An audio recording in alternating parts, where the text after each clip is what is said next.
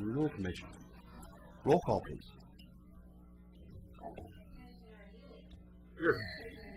Here. Commissioner West? Here. Commissioner Smith? Here. Commissioner Crocker? Commissioner Peterson? Commissioner Shaw? Here. Commissioner Norris? Here. Commissioner Walters? Here. And Chair Sluck? Here. Do we have any citizen comments? Side. No. Okay. Future agenda items? Okay, moving on. I guess I'll ask a question about that because in the previous meeting or the previous two meetings, I think there were a number of future agenda items suggested, and I'm just wondering what the progress of those past suggested future agenda items is. Well, I think I have the same question, so I don't have an answer to that, but I know that we're kind of in the transition. I was maybe Mr. Frazier. So that's something we can look forward to. Well, today we had our first staff meeting since I came here 5 days ago. And I asked that question, how does the agenda get set and established at the different committee levels? And sometimes, some of the cities where I've worked, these commissions it would be something a little bit more formal than a suggestion coming from somewhere, because staff would sit there and go, is that clear direction? We're not sure which way to go, what to do, how many resources to put in. And so oftentimes they will ask that when a suggestion is made that there actually be a part of the agenda that's dedicated to creating an agenda, and it looks like you kind of have that here. But after the suggestion is made, they will ask for some consensus or something to be developed. So when staff's out there putting resources into it, we know that there's a majority of folks that want to talk about it. That's a good idea. By the way, on behalf of the Urban Renewal Commission, welcome to Oregon City. Thank you. We have Adoption agenda. Mr. Nacita. Yeah, I appreciate Mr. Frazier's comments on that, and because I got to confess that I've often been unclear on just how the agenda gets set, and I'm wondering if we can clarify that now, because I still think it's unclear whether individual commissioners make suggestions and rely on the manager and staff to decide when and where it happens, or whether at least a majority of the commission decides that. And I think that definitely needs clarification. That's certainly been our practice of the city commission, is that we need consensus to move something to a future agenda item. And the two items, I had two agenda items for future that I just don't know the status, and some other folks had some future agenda items too. My two, I think, if I recall correctly, were one, at the retreat, we had discussed holding a new retreat with our new city manager, and I would like to raise that again if it's not too soon to set a specific date for that. And just talk about where we're going as a commission. What is the commission? What's your desire as a commission? I think we should wait until staff let David get his feet on the ground and let staff bring all that back to us. They obviously have the list of them, and I'd like to just give a little time to your organization and getting up to speed. Did you want to just repeat for the record the two that you are? Yeah, the other suggestion I made was that we had received a letter from Northwest Environmental Defense Center regarding the Cove project and the question of takes under the Endangered Species Act, and I wanted to invite them here to discuss their concerns. I don't remember that one, but I remember it, but I don't remember things not being resolved from the last report that we had. It was brought up, but there wasn't any consensus on that forward. Exactly. And I want to know if there is a consensus, or if the board's not interested, and if the board is interested. What does the commission feel about bringing the Northwest environmental defense fund here for, I think that I might suggest something. I think it'd probably be more meaningful for staff and the developers to respond to the letter. I mean, I think we already see it on the email, and so I think that's probably the best first step in the process is to have you respond to that particular letter. But I think at least I got it on the email. I presume others did too. how's everybody else? I agree. Commissioner? Oh, I agree. So not at this, it's not noticed on the agenda tonight whether they have a response or not, so we should do that for the next. I don't think he meant for tonight. I think he meant for future agenda items. So, does everybody feel fine about staff and the developer putting something together in the spot and then making that an agenda item? Is that consensus on that? Okay. Just, Well, there's not consensus, because what you're stating, Chair Slack, is that according to Commissioner Neely's suggestion, NEDC would not be invited to discuss the matter with us. Not at this point. And my emphasis is allowing them to come to discuss the matter with us. So there's not a consensus. Well, what I saw around the room was that there was consensus on having staff bring an agenda item forward initially without the Environmental Defense Fund being here. I think there was consensus on that. And we might, based on that, actually decide to invite them. But I'd like to get a response to the memo first. if I might ask, I might be asking, at least until I get intuitive, be asking for clarification on some of these kinds of things. So to be clear, it wouldn't be an action item. We would be bringing back essentially a staff report. Yes. Okay. Yeah. And I would request that the city attorney be involved in that discussion, because this is a legal question with the Endangered Species Act. Fine. Each staff too. Anything else on future agenda items? I had sent them an email today responding to their outline, and primarily what we were waiting to do was to get a feedback from DEQ. That letter was sent to Nancy Krushauer last week, going through and outlining DEQ's position. 1200C was basically what happened, and brought that up. We have resubmitted all of our documents today to DEQ on the 1200C. We perfected, there was 90 items on there. Most of those were very minor items. That's all been cleaned up and sent back to them. So we were waiting to have that, in position so that we could actually sit down and say, right now we've addressed your major issues, and there were several things in their letter that were just incorrect. So we wanted to have the basis for not only DEQ to have a response, but for us to have all of our ducks in order. So we've asked for a meeting as soon as possible. We're waiting for a response back. From NEDC? Yes. Oh, good. Yeah. Thank you for doing that. I did want to clarify that the 1200C issue is distinct from the ESA issue. Yes. Yeah. Well, there were several items within their list. Can we move forward now to adoption of agenda? Move to adopt. Are any changes? Well, I would like to pull the March 3rd minutes for discussion at the end. That's item 5B. Well, aren't we going to discuss them as a matter of you don't want to discuss them as I don't want to vote on them as a consent agenda. They're not. Well, good. Then never mind. There's too many meetings tonight, I think. No. Anything else? Okay, moving on. General business, item 5A, review of the Cove project contingency period 2. Staff, Mr. Brentlaw. Thank you, Chair Slack, members of the commission. As you recall, we have a contingency period 2. It has several items that are required to be completed by PPS, and they're all outlined in our development and disposition agreement.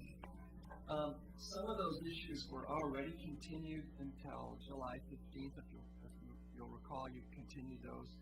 Those had to do with the land use approval for the apartments, which is the phase 3 of the project. Obtaining building permits the 99-year lease on property from Tri-Cities that will be used for a parking lot, and then also a joint use agreement for the public use of that parking lot. So those items were originally supposed to be completed on April 15th, and they were extended to July 15th. Now, there's several other items on that list, and two of those are on the agenda tonight. One is the agreement with ODOT, and that's enclosed in your packet. Now, that agreement has already been approved by the City Commission. It also requires that the Renewal Commission approve the agreement. And so it's really a matter of housekeeping. That agreement had to do with increasing the mitigation fee that goes to ODOT for transportation-related improvements, and that increase went from $100,000 to $120,000. The other topic of concern was the construction easement, and again, that's a requirement in contingency period 2. You have a draft of that construction easement in your packet, and it's been reviewed by legal counsel, and I don't think we had any issues with that. So those are two action items that we're asking for approval tonight. And then the remaining topics were intended to be approved tonight, but we've run into some timing issues, and those issues are the CMGC, so that's the general contract for the work to be done in phases 1 and 2, and also the associated bonds and performance guarantees for that work, and also the public investment budget. And that's a really important part of this project. The public investment budget is the specific list of items and costs to complete phase 1 and phase 2. So that's everything from sewer pipes to landscaping materials and all those kind of things. So we have that information. We obtained it on Saturday, but we're having our legal counsel, Steve Janik, look at those. He needs more time to look at those items. And so we're asking that those items be extended beyond the April 15th contingency period. So I guess if I could ask for, I guess the first issue would be the approval of the ODOT agreement and the construction easement, and then the continuation of those items I just mentioned to the May 5th regular Urban Renewal Commission meeting. I have one question on that continuation. I mean, does that require an amendment to the EDA? Yes. Okay. All right. So do we want to talk about the first of all, the construction easement, temporary construction easement? Have everybody looked through that? Do we have any questions on that? One of the questions that I have is when I look at the insurance part of this, I see that URA is Urban Renewal Agency is named as an additional insured in this particular easement agreement. But one of the things that wasn't clear to me is whether all the subcontractors that will be working for Clackamas Cove LLC would also be required in their insurance policies to name the Urban Renewal Commission as additional insurers, both their officers, directors, and employees. And I know that in past years I have had both legal counsel in business and insurance counsel that suggested that because of different, and I'm not sure how Oregon law is, but different things in workers' comp, that if we're not listed as additional insured in some of this work that's happening on our property, that there are ways that attorneys can skip over the statutory limits on workers' comp and go after the property owner. So that's one issue that could be an issue. The other is if there is a lawsuit and we get named, it's better for us to be named as additional insured on those sub-policies so that our insurance doesn't get nicked if there's something that happens with a contractor. Because there's a defense cost even if we're not wrong. And typically if your name is additional assured or insured, that is picked up by whoever that contractor's insurance is. So I just think those are things that until after the fact you don't necessarily need them. but they're good things to build into the beginning to make sure that if something does happen, since this is our property or renewal, that we would be protected. Usually, it costs nothing up front for insurance, for the people who have the insurance to add that to their policy, but after the fact that the horse is out of the barn, so to speak. On item 4, it says. I don't know whether Mr. Cavisi. And you see in the construction easement that the urban renewal agent had that Clackamas Cove names the URA as an additional named insured. My guess there's also another additional named insured in the construction manager agreement. I haven't confirmed that yet, but that's a fairly standard clause. Subcontractors, I don't know how standard that is typically, and I can look into that, and certainly to the extent, it would be required, it would be something that we would typically require, and I think we do, and I'd have to go back and check our standard conditions. Well, I looked through the thick agreement that we're not looking at tonight, and it's thick, so I missed it, and I didn't see anything in there that showed us as additional insured. So I just think that would be an important thing for us to consider. We'll, make sure that we. Are there any other comments on the easement? I'm sorry. I'm not sure. I move adoption. Oh, that was the last.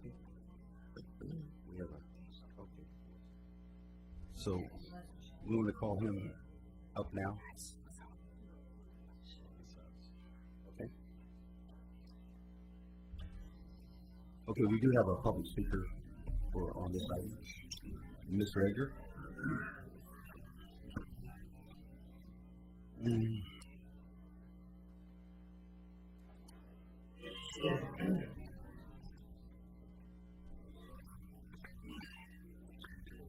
I'll wait for a second to give everybody a chance to get a copy of what I'm going to talk to.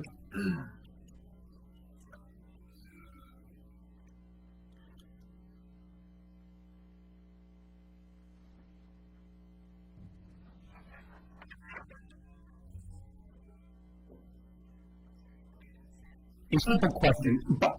My name is Paul Edgar. I'm an Oregon City resident. A simple question has to be asked, and should there be an approval and issuance of a temporary construction easement for the Clackamas Cove project? The City of Oregon City and the Urban Renewal Commission place all parties into a position where possible legal action can be taken on multiple reasons. The Clackamas Cove LLC has demonstrated up to this point that they have failed to comply with the state of Oregon and federal jurisdictional oversight by attempting to cut trees in an area below the ordinary high water mark in early March of this year. This would have been a violation. The issuance of an official ordinary high water mark delineation from the Corps of Engineers has not occurred and did not stop the CCLLC from starting to cut trees. Who knows where the line really is? The Clackamas River, Willamette River ordinary high water mark adjudicated, and this is currently cast in concrete, by the Corps of Engineers at the mouth of the Clackamas River is approximately 23 feet. Some 300 yards away, the ordinary water mark set for the Clackamas Cove estuary is approximately 6 feet lower, with no obstructions between the reference ordinary high water marks on the Willamette River at the mouth of the Clackamas River. This issue must be reconciled. Without reconciling it, who knows whether the trees are within the ordinary high water mark or below them or above them. Recent high water levels documented in the Willamette River and the Clackamas River and the Clackamas Cove estuary with photographs reflect that the same water level exists in relationship between the water levels found at the mouth of the Clackamas River as it does within the Clackamas Cove estuary body of water. They are the same. You don't have any difference between one water level and another water level 300 yards away without a dam being placed between them. The cutting of trees around the Clackamas Cove might be construed as an environmental take, as referenced by the Northwest Environmental Defense Center, and how it affects endangered species, salmon and steelhead fry, by the warming of water and destroying of natural habitat associated with the Clackamas Cove estuary upon which these endangered species rely upon. Come into the Clackamas Cove. A violation of the Endangered Species Act has serious ramifications. On all of the critical points of the DDA agreement with Pacific Property Search, DBA, CC, LLC, have been met to where this temporary construction easement should be considered. I believe it's premature. The Department of Lands has recently ruled that they have oversight on the tidal-affected waterways and lands. The tide definitely goes up the Clackamas River and forces water into the man-made Clackamas Cove estuary. We are being told that the Federal Department of Environmental Policy and Administration, EPA, also shares oversight responsibilities when it comes to the determination of environmental implications of these waters and lands as associated with any legal determination of an ordinary water mark. The EPA has not yet ruled as of today's date. The reason why I'm coming... Paul, your time is up. Can you wrap it up? Okay, the reason why I'm coming to you is we're not ready to enter into a temporary construction easement. There's too many outstanding issues and they have legal ramifications. Don, you talked about legal ramifications. These are examples of it.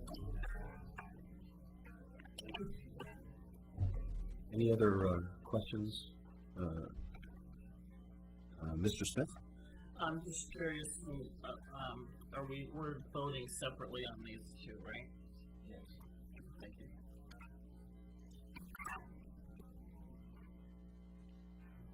You have some information on the... Yeah, we actually have a jurisdictional determination, and it ranges a little above, between a little higher than 16 feet up to 18 feet. And we have a couple feet of engineering drawings that show those correctly designated. So, and that would be for the ordinary high water mark? Correct. Yeah. And the jurisdiction dispute, is that? Well, I'm going with the Army Corps of Engineers, since that's that's who regulates it. So. I can't, my screen's off. Okay. The question I would pose, I mean, if in fact some, before actually the end of this extension that we've given through the vesting period, if in fact the agencies come up with a different high water mark, then are we obligated to, are we all obligated to recognize that high water mark if it's in fact determined before any tree cutting occurs? It's already been determined, so I'm not sure I understand. Well, no, I understand the process is still going on. The EPA has a consultation power over the jurisdictional determination by the Army Corps of Engineers, and they are considering exercising that comment power. And my question is, in fact, if the high water mark is changed before the cutting of the trees, then it does that affect our agreement?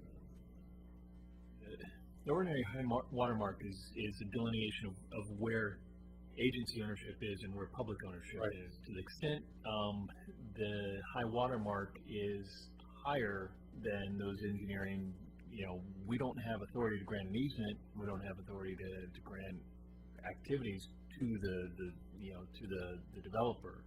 To the extent they can seek that from the federal government or whoever, or actually, I'm sorry, the states. But they're subject to federal oversight. But we can only give what we have, and we own down to the ordinary high water mark. I guess my question isn't exactly being answered here. Yeah. We authorize the easement, but there's not going to be any tree cutting occur before August something, right? My question is, if the high water mark is changed by that period of time, that does not affect the tree cutting. The fact we grant an easement is not going to affect whether any trees are cut. I don't think so. I mean, the easement is for the developer to get on. The point I'm making is I don't think our granting of an easement will affect anything if in fact the high water mark is changed and the areas where the trees can be cut has changed. I believe that's correct. Okay. Mr. Nacita. Yeah, I was taken aback by something you said. Yeah. Just wanted a clarification. Is your urban renewal agency owns the property around the cove and the cove itself?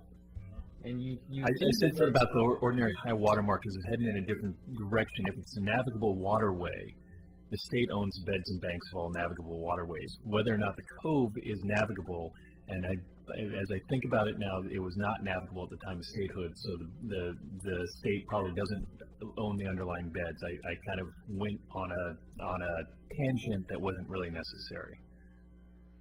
I'm just wondering, is that law, or is that actually in our deed as far as the definition being the ordinary high water line? Let me go back, because I said something that I think is wrong in these circumstances. When you have a navigable waterway, the bed and banks of the navigable waterway is owned by the state. The question of whether or not Clackamas Cove is a navigable waterway, my understanding is that it was created after the time of statehood, so it is not navigable, and the Urban Renewal Agency owns the underlying beds. The ordinary high water mark is not, the issue isn't ownership, and I apologize, I kind of went off on a tangent that, whether it's a late hour or whatever. But the issue here is not ownership. It's something different. So I apologize for taking you in the wrong direction. I did that to Carrie last week. But, No offense. Okay. Any other comments? I have a couple comments. This is entering the area of my objection on this project. I've been restating for a year now, so I'm not going to vote to approve this because it is in fact empowering a lot of the tree removal and tree destruction on the Clackamas Cove that I've been very upfront and outspoken about my objection to on this project. I don't think it's necessary to remove the riparian tree cover around the Clackamas Cove to do this development. I've stated that before. I'm encouraged that two of my city commission colleagues have come back from meetings on global warming and have been emphasizing the need for the retention of trees as far as the global fight against climate change and global warming. And maybe we can encourage them to take it to heart on this project and the value of these trees ecologically, both for my biggest issue, which is shade and temperature, and the issues with the endangered and threatened species that have made the cove their habitat. Nancy, you have that photograph. Oh, okay. Well, I'll distribute that when Terry gets back. But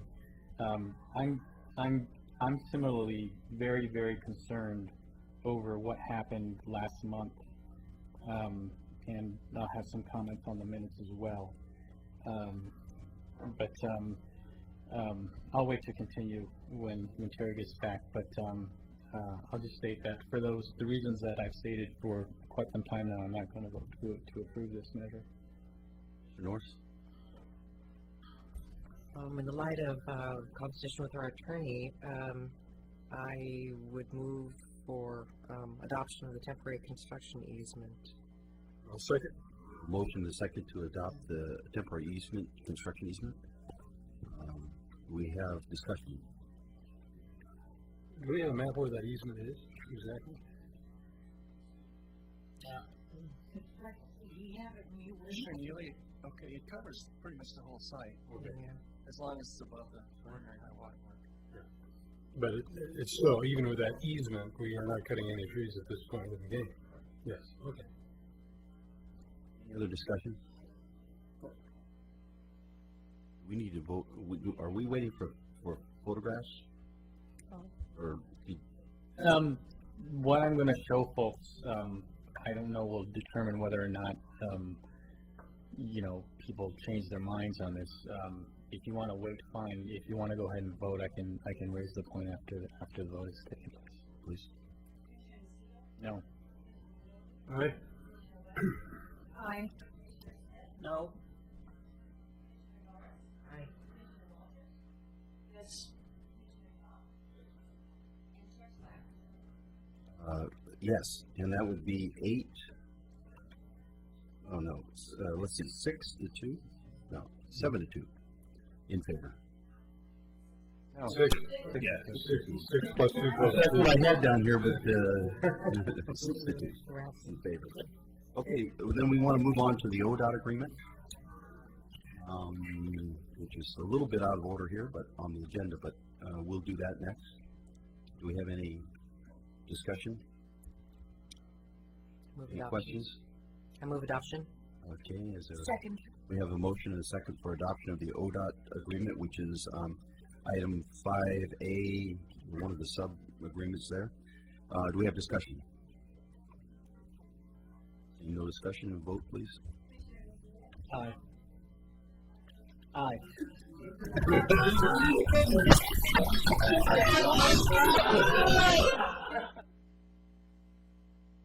He voted his thing. Aye. Aye. Commissioner Smith? Aye. Commissioner Norris? Aye. Commissioner Walters?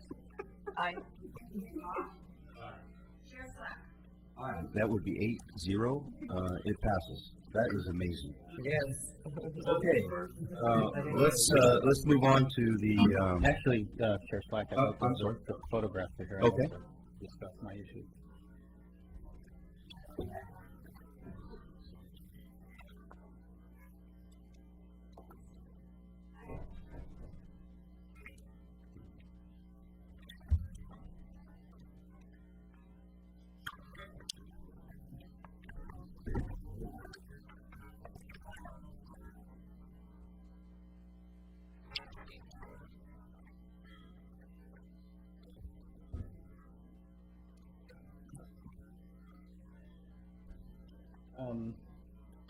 I don't think enough copies have been made, so I tell you what, I'm gonna give this to Mr. Tyler, so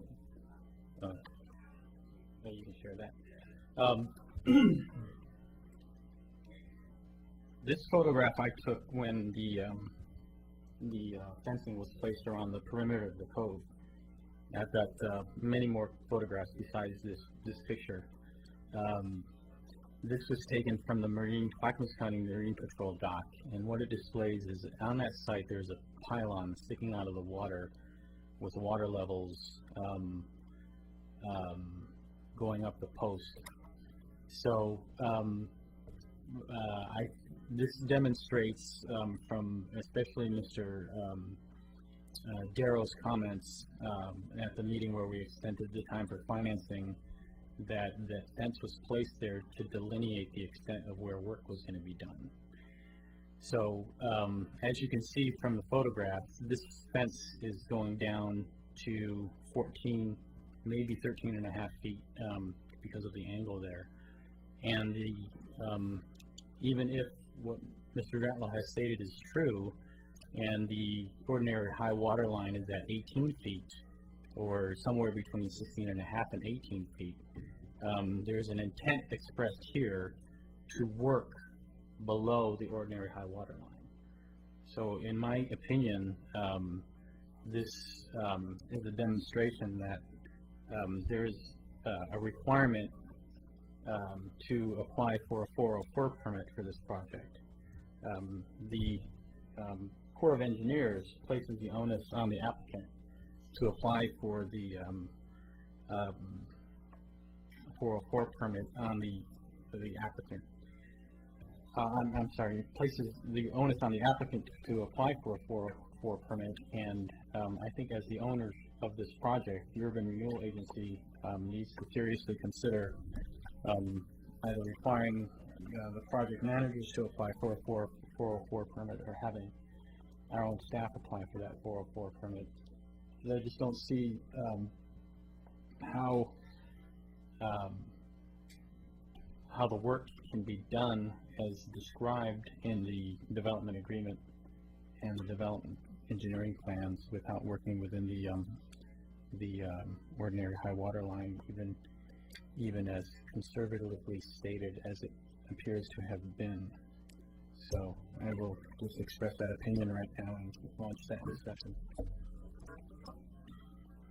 Darrell, with the developer, I might suggest that when we go back out onto the site that we will bring a third-party engineer, have it surveyed, and make sure that there's any question about it. We'll do that in concert with the city. I don't know exactly where that line is. I'm not sure how the picture was taken, but I can assure you that there's no intent to go below the 18. We had Randy walked with the Corps of Engineers. They agreed to it. They wrote a formal letter.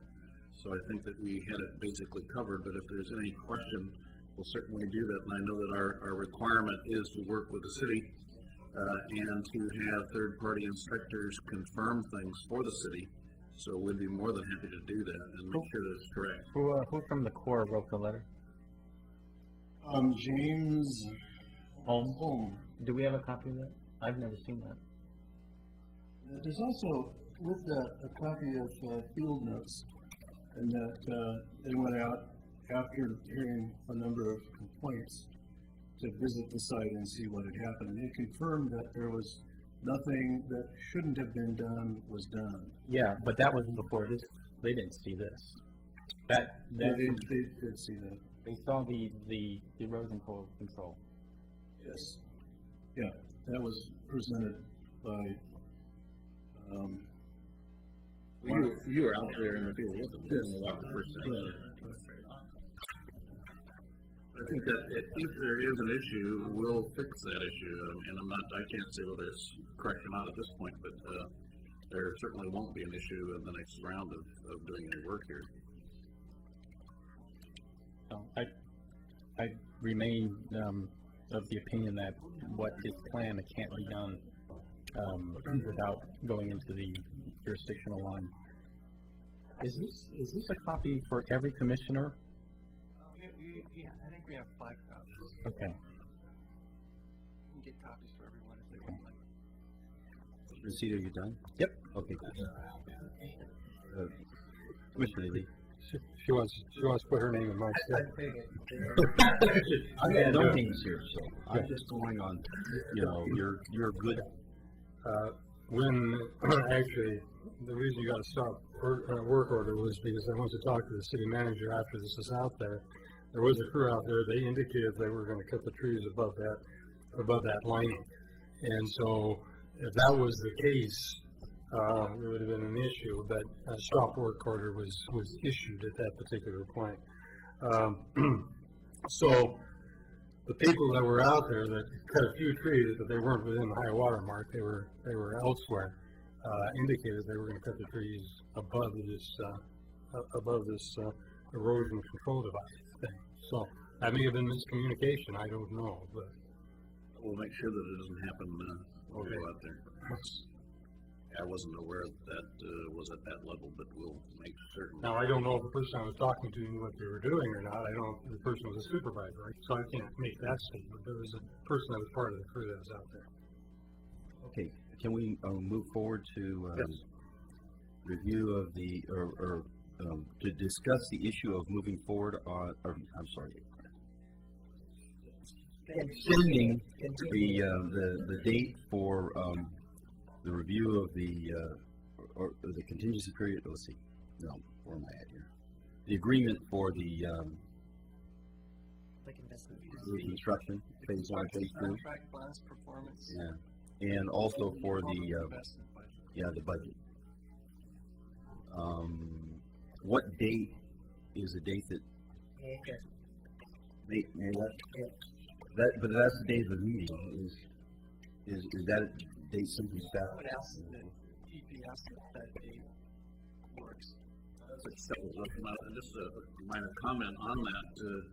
We had a problem actually getting all the redline documents back from the city. They were actually 3 weeks late getting us when they said they would get them to us. They made several changes which actually had a pretty significant financial impact. We had to go back out to bid with those. So when we got those, we took it right down to the wire. We got it done on Friday, and we published the document on Saturday. So it was, I don't like being in the spot where it looks like we're always asking for more time. It really was an impact that we had no control over. And I'm sure the city was doing their best efforts in trying to get the engineering drawings redefined and re-redlined, but it did impact us substantially in terms of timing. So we did our best to get it in under the wire, but obviously it was way too short a time for you guys to do it. So we're requesting that time, and I think that it really is for the city. I did talk to Steve Janik today. He has brought on a construction attorney within his organization to review the document. So I think you'll have all the backup that you need to support making your decision. May 5th, the date that works for you? It does. Do we have a motion? It'd be safe, we should go with the 15th, does that work? We'll continue to the May 5th meeting, but I don't. That's why I was asking the question, because, I mean, we don't need to put it down to the wire again. If it works to go to the 15th, that gives a little bit of. That's a month, basically, like 30 days. That's fine with us, yes. Do we have a motion to extend both of these requirements? May May 15th? So moved. We have a second. Do we have discussion?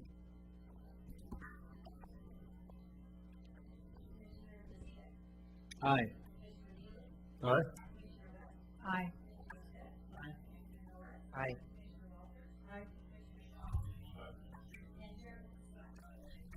That would be 8-0. The motion passes. We have on the agenda next item 6, city manager's report. Actually, I'm sorry. Clark, if I may, there's something about this that I'd like to raise with staff, and I'll address it to Mr. Grantlaw, but I'll also address it to Mr. Frazier, because this has been a concern of mine since I've been on commission. And I was joking with folks after the first meeting we had tonight that when I heard our new city manager express proactive concern for trees, I knew it was really a new day in Oregon City. So I'm hoping it's going to be a new day in Oregon City in another sense, and that is timely provision of information to commissioners. I'm looking at these, and they're dated in March. They include a memorandum on a site visit to Clackamas Cove by Kristen Hafer. I don't know who she is. An approved jurisdictional determination form, and a letter from the operations branch of the. Actually, was not on the agenda. That's for your information. You brought up. No, but I'm saying, irrespective of whether it's on the agenda, I really think that this commission should have either been provided this documentation at the time, or at least notified that the information was available, so that commissioners who wanted to request it could do so. We had a presentation before the Urban Renewal Commission last year regarding a lot of these issues, such as the ordinary high water mark, and so it was an interest of the commission what these issues are and were, and so I think that once this material was provided to the city, I think commissioners have a right to at least know it's there. So if someone's interested in it, they can obtain it. You can't obtain information that you don't know exists.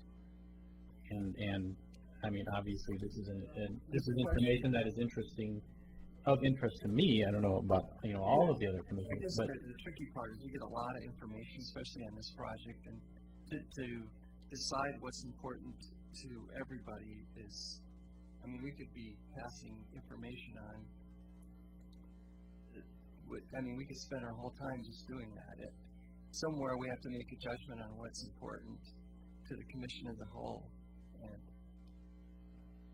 there's a lot of judgment involved in that. I know that topic has been very important to you. So, just my 2 cents.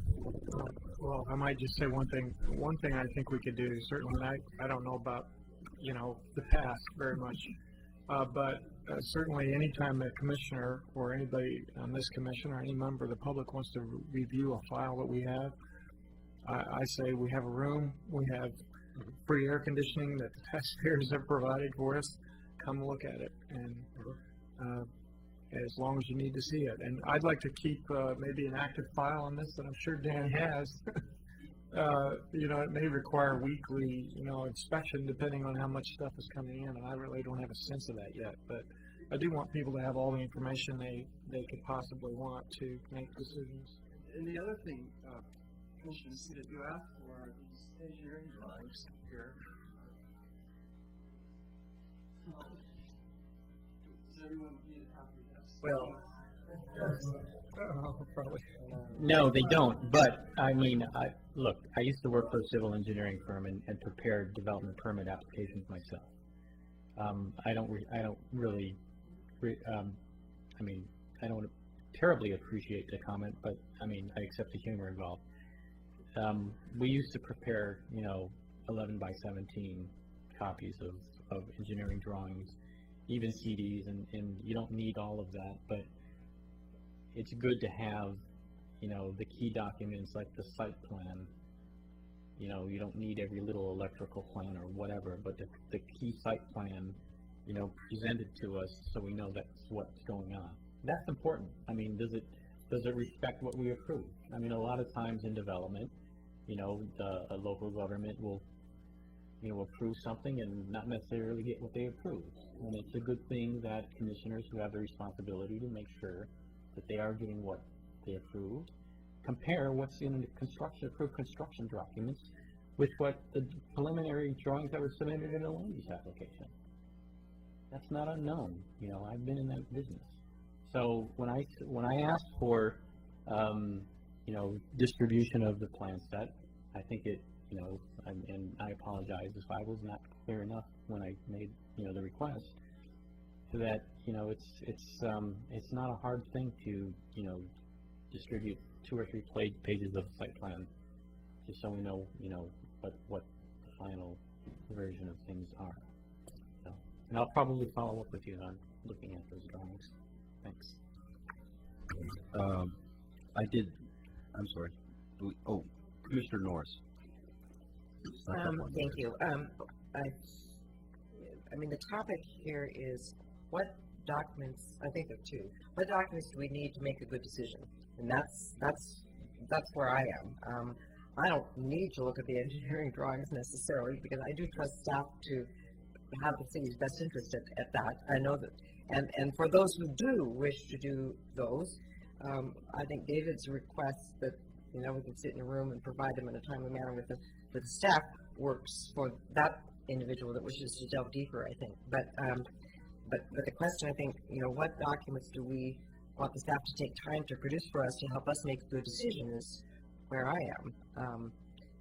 And I think that's an interesting balance. So, Commissioners, Lucia made the point that at least to have a listing in terms of documents that came in for you to know about. You've indicated then those documents then could be made available to look at, and I think that's fine. That's that second. Yeah. Yeah, I guess my point though was I can't go to the air conditioned room if I don't know what's come in. Right. That's my point. Yeah. And I agree with Dan. It is kind of, there is a lot of information coming, but I'd like to work out a system where we can at least have a page. It doesn't strike me really as a discussion that necessarily has to take up the commission time, because I have questions in my head right now about whether we have a glossary of the documents, and if we could make that available and keep that updated so you can see it every week. Okay, this 5 things came in this week, and that would be something that if we have that we could post on our website very easily. You wouldn't even have to leave your air-conditioned house to see that. So,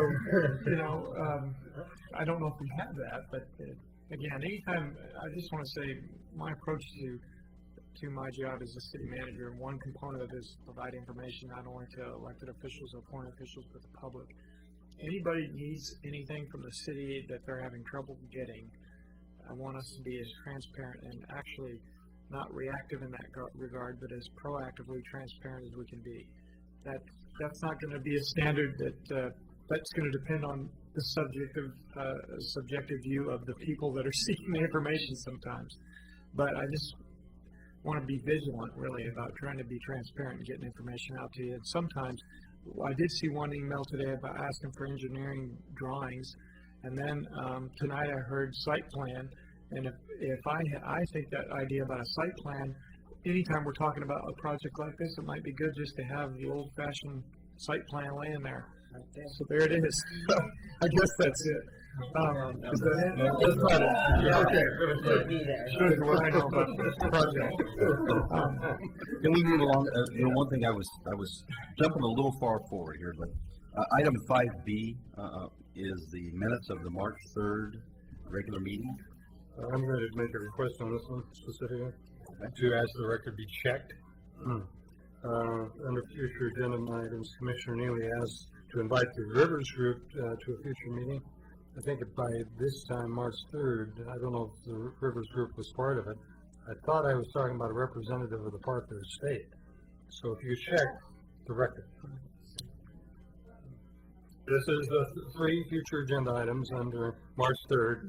I thought I asked for a representative of the Parker Estate to come. So if you could just check the record. If that's what I said, that's what I said. Yeah. Yes. You have a motion then to. I have a Commissioner I have a request also. I would like the record to be checked, because I this morning in advance of this meeting went back to that meeting to talk about this issue of this construction fence, and there's a point. Which page are you on? Well, it's page 1 and 2, where I don't know exactly where in these notes are. I could probably email, but there was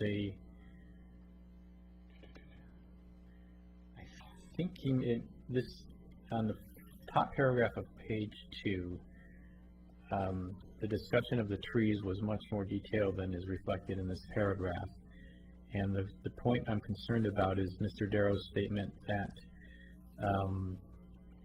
the construction fencing was not a siltation fence, and that it was placed to direct contractors to work above that fence, which I think is the point that Commissioner Neely emphasized earlier, that Mr. Darrow himself indicated that the fence there was to demarcate where construction was going to occur, and that was stated at that meeting.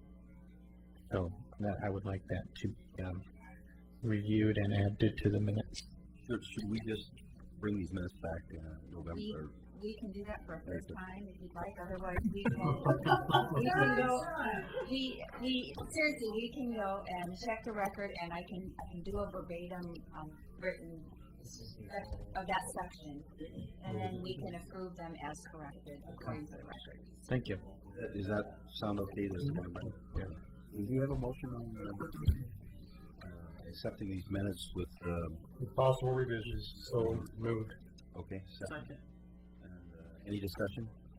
We have a vote, please. Commissioner Nocita? Aye. Commissioner Neely? Aye. Commissioner West? Aye. Commissioner Smith? Aye. Commissioner Norris? Aye. Commissioner Walters? Aye. Commissioner Shaw? Aye. And Chair Flack? Aye. That would be 8-0 approved. And then we have the minutes for the March 17th Urban Renewal Commission meeting. Move for approval. We have a motion, a second, discussion. Vote please. Commissioner Nocita? Aye. Commissioner Neely? Aye. Commissioner West? Aye. Commissioner Smith? Aye. Commissioner Norris? Aye. Commissioner Walters? Aye. Commissioner Shaw? Aye. And Chair Slack? I 8-0 approved. City managers report.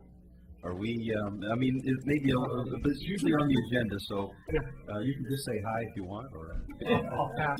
we are looking forward to working with you, and Commissioner Neely. Well, I'm looking forward to it. A future agenda item, I should have brought it forward when actually Mr. Greenlaw had requested the best meeting time for us. I had gone ahead and sent him something in my email, and it's actually documented in these minutes. There was discussion, and in fact there was a back and forth recommendation that was going between myself and developers, and I believe our attorney, in terms of language for reuse of the woody material. I don't think our DDA included that. I don't think there's anything in the conditions of approval that included that. I believe the developers are receptive to that, but I do want that. I do want that recognized formally. So perhaps for the next agenda. Yeah. If you check the temporary construction easement paragraph 2, It's in there. we added it in there. And then Oh, you did add it in. this is also the minutes that you asked for part of the state, by the way. Okay. Never mind. Different minutes. One I did ask if it was different minutes. You don't have to check the record on my request. My secretary here is good. You know, and one thing related to both issues that you brought up in the past, one being the trees in that project, and the other being the pathway to make sure that we have, which I think have been covered either in land use documents or in the. One suggestion that I have is that somehow we do a proactive public relations thing on, you know, what the project is, what's going to happen when the trees are down, what's going to replace the trees, what you know, what's going to happen as far as a temporary route. I mean, I go down there most every day. There's hundreds of people that use that trail. Oh, yes. And so I don't think we ought to wait for the phone calls. I think that somehow or another we need to come up with some kind of a positive public relations thing to let people know what, you know, we ought to be telling people what this exciting project's about anyway. But some of those elements I think would be wise up front to do that. So could we ask staff to? I'm curious whether there's been because typically in something like this, you see the developer hosting some open houses and things like that to inform people. Can you tell me if that's... The developer has done a lot of open houses in advance of approval. I think 18 different open houses with the community. But since there's been approval and we're getting ready to do cutting of trees, which is a sensitive topic, and in this walkway, I'm just suggesting that, you know, and maybe the developer is the one to do that. I don't know.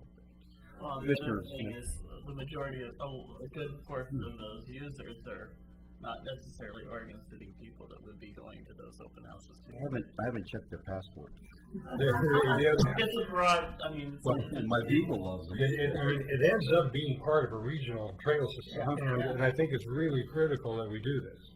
Maybe just our website. Well, no, you have to get something out there for the people that are using it to know what's going to go on.